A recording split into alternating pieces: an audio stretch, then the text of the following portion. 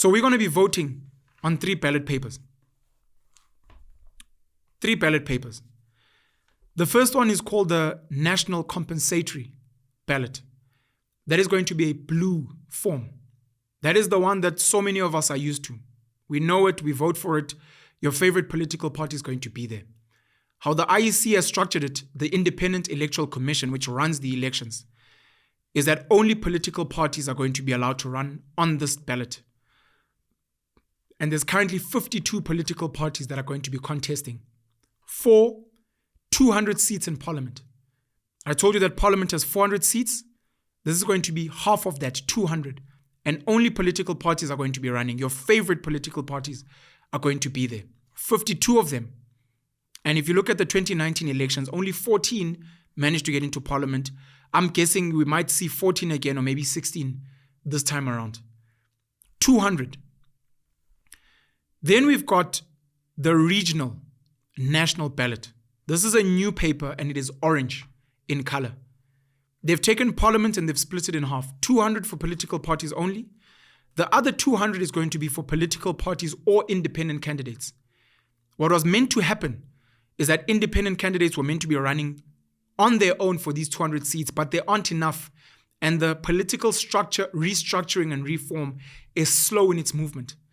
People like Dr. Michael Louis that I sat with in Cape Town are pushing this work. They've taken it all the way to the Constitutional Court to say that independent candidates should be able to run in Parliament.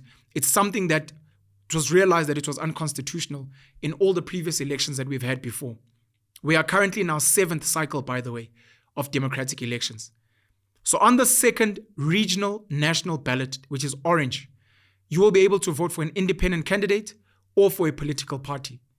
But in particular, this ballot is going to be for representatives of your specific province in the National Assembly. So every province is going to have its own independent candidates. Every province is going to have political parties that are going to go and take up 200 seats in Parliament representing the provinces, based on obviously the population of the province. And these 2 ballot papers, the blue national compensatory, the orange regional national, are going to make up 200 plus 200, which is 400 seats in Parliament. Then we're going to have our provincial ballot, which is going to be pink in color. And that's where you're voting for your provincial legislature members. Like I said, 30 to 80. Of which those 30 to 80 members are going to be voting for the premier. There you can then also choose a political party of your choice, and you can maybe choose an independent if you want. You get 1 vote per ballot. You're going to vote for a political party on the first one. You're going to vote either for a political party or an independent on the second one. And you're going to vote for either a political party or an independent on the third one. And these are going to be the 3 ballots that we're going to be voting for. In future, these might change as political restructuring kind of happens. Let me take a step back. 2019. Yeah, we are few. We are in our 7th democratic election cycle. We had Nelson Mandela, who was president at some point under the ANC. We've had Thabo Mbeki, who's been president under the ANC. We've had Jacob Zuma, who's been president under the ANC. At some point, we had a caretaker president, being Kgalema Motlanthe. And then we've had Cyril Ramaphosa being president under the ANC. 30 years of ANC rule. We've had many parties come and go. Many parties come and go. And now we've got new parties coming in. At the 2019 elections, we ended up with 14 parties representing Parliament at the National Assembly. The ANC got 57.5% of the votes, which was 10 million votes out of 17.4 million. The DA became the official opposition at 3.6 million votes. The EFF became the second big opposition at 1.8 million votes.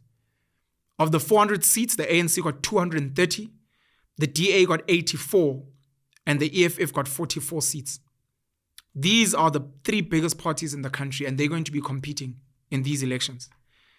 I have to mention the local elections. Why? Because many people believe that the local elections were a precursor to the national elections. We had new players coming in. The Patriotic Alliance competed at the last national elections, but they got 0.8% of the votes. They didn't get a seat at all.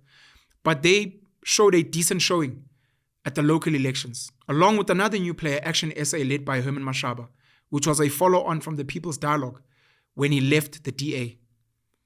At the local elections, we had 11.7 million voters. The national, we had 17.4. At the local, we had 11.7 million.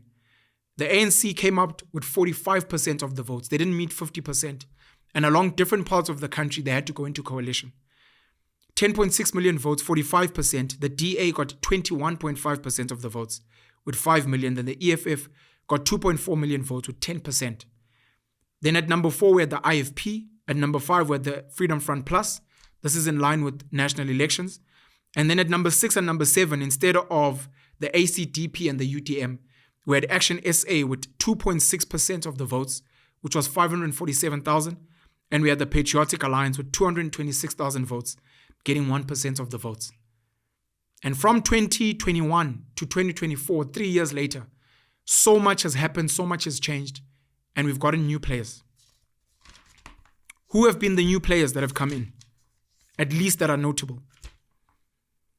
One of them has been the ACT, the African Congress for Transformation, led by Ace Magashule, who was expelled from the ANC and was the Secretary General. I am not sure, because they were having issues with the IEC, if they're going to make it on the ballot. They were asking if the date could be pushed out. They may not be on the ballot, but they're a new player. We had the son of ex-President Jacob Zuma first running as an independent and then forming a political party called the All Game Changers, AGC. Everything looks set to go for them to become a new player, and then at the last moment they were told that they didn't meet administrative requirements and they were taken off the ballot. We've got Mpho Takada, very young gentleman who's set up Arise South Africa, who also everything looked good to go. And at the last minute, they were told that they were taken off again for administrative issues. And they took the matter to court, assisted by Senior Advocate Dalim Mpofu. And I'm still not sure whether they will be on the ballot or not, but I think they will be on the provincial ballot. Some other notable mentions. I'm mentioning this one even though they may not be a big factor. The Organic Humanity Movement, OHM, led by Laurent Bernardo, who are looking to dismantle the political structures as we know them. They would like independents to be the only people representing South Africans in parliament and representing various constituencies geographically around the country. That's a new player. You've of course got Action SA coming in for the first time into national elections. Many people are looking forward to see what Herman Mashaba, Michael Beaumont and the team are going to achieve. We've got the Patriotic Alliance led by Gayton McKenzie, which didn't do well at the last national elections, but did really, really well at the local elections. And Gayton McKenzie has been very, very loud, especially with immigration, crime, and he's trying to shake up the Western Cape, where the DA has had a stronghold, and going after the coloured vote in particular. You've got Build One South Africa by Musi Maimane, a previous DA leader who left the DA as well, went and did some work with independent candidates, and then set up BOSA, Build One South Africa. And they also coming in as a new player. You've got Rise Mzansi, which is led by Usongezo Zibi, who's come in, and one of the reasons why they really became a talking point was because they were funded by one of the Oppenheimers, Rebecca Oppenheimer, with 15 million rand. And the question was why? They come in as part of the Rivonia Circle to say they're also putting their hand up to get into the race. And then one of the most talked about political parties and a new entry is Umkhonto weSizwe, the MK party led by ex-President Jacob Zuma, who was asked to step down as the president of South Africa and the president of the ANC, who was arrested for contempt of court with the State Capture Commission of Chief Justice Raymond Zondo, and who's been a very polarizing figure, accused of state capture, accused of selling the country to the Guptas, accused of pushing for RET when it didn't work, etc., etc. And he comes in as a new player, and he's still in and out of court for many things, including even the MK and whether he can run to sit in parliament or not.